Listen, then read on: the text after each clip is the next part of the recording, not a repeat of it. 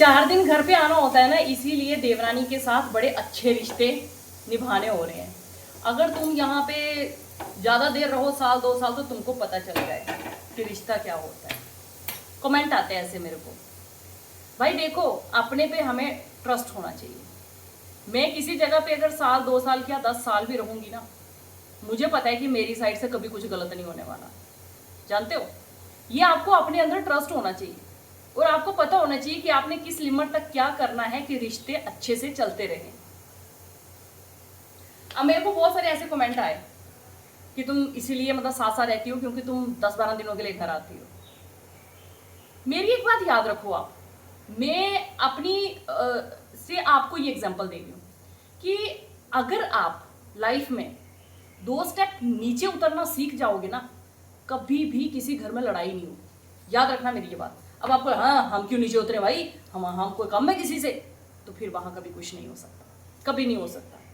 आपको क्या लगता है कि हमारे घर में सब चीज़ें सही हैं? बहुत सी चीज़ें ऐसी होती हैं, बहुत सी चीज़ें जहाँ पे मुझे भी गुस्सा आता है, बहुत सारी चीज़ें ऐसी होती हैं।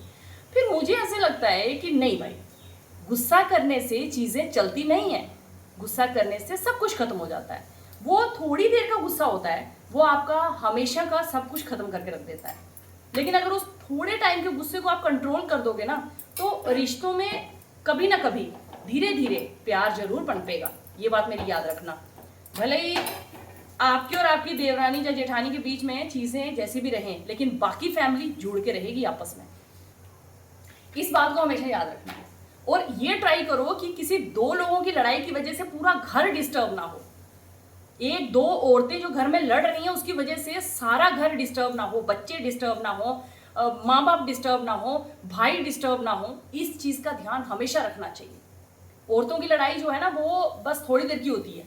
उनका वो ही रहता है कि ये ज्यादा वो ज्यादा ऐसा वैसा। लेकिन जो बाकी के घर वाले हैं ना, जिनके बीच में एक पूरा रिलेटिव बॉन्ड है, जो लोग मतलब शुरू से साथ में रहे हैं, माँ बाप भाई, वो सब लोगों को आपस में एक बहुत ही स्ट्रांग बॉन्ड होता है उनका। लेकिन आप जो आते हो घर में और बस आपकी ये जो लड़ाई होती है उसकी वजह से वो जो बॉन्ड है ना घर वालों का, वो टूट जाता है, वो खत्म हो जाता है। ट्राई करो कि आपकी किसी चीज की वजह से बाकी घर वाले डिस्टर्ब ना हो।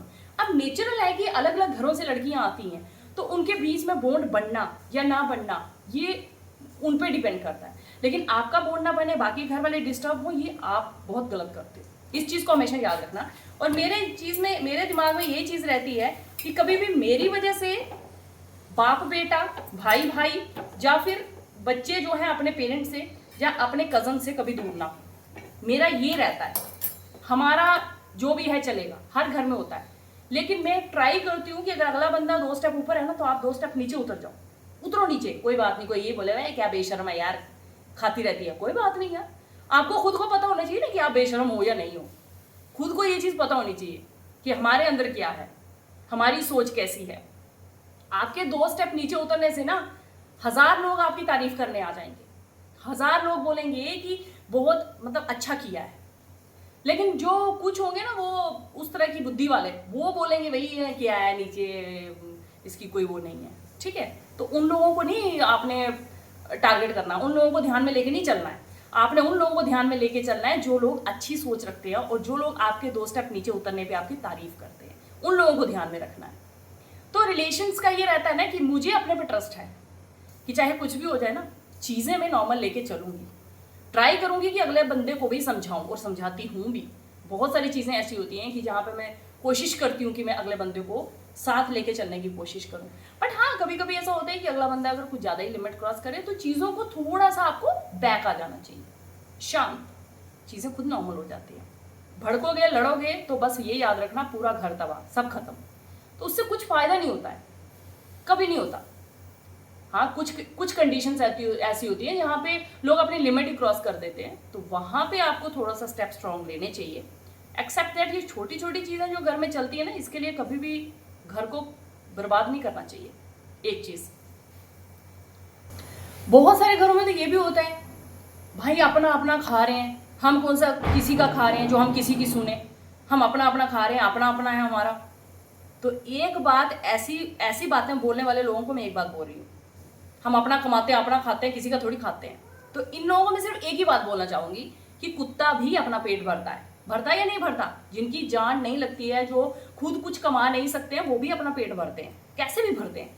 पेट अपना हर इंसान भरता है। सोच ऐसी रखो। और दूसरी चीज, जो भी इंसान इस दुनिया में आया है, जो खा रहा है, जो क्या कर रहा है, कैसे भी कर रहा है, वो अपनी किस्मत से खा रहा है। आप कोई नहीं होते किसी को कुछ खिलाने वाले, आप कोई भी नहीं होते कुछ कमाने वाले। जो हमारी किस्मत में है वो हमें मिलता है, और जो कोई दूसरा खा रहा है वो अपनी किस्मत का खा रहा है, वो हमारी कमाई नहीं खा रहा है कि हम कमा रहे हैं भाई, कभी नहीं। इस चीज का घमंड कभी मत करो, क्योंकि ये घमंड कब टूट जाते हैं पता ही नहीं चलता। बहुत सारे लोग ऐसा बोलते हैं, हम अपनी अपनी कमा रहे हैं, अपनी अपनी खा रहे हैं, हम क्यों किसी के आगे वो करें। ऐसी सोच मत रखो। कुत्ते भी अपने पेट भरते हैं, सब पेट भरते हैं अपना। जब आप किसी का भला करने का सोचोगे ना, सोचो कि तब आपकी जो सोच है ना वो ऊपर मतलब बड़ी हुई है।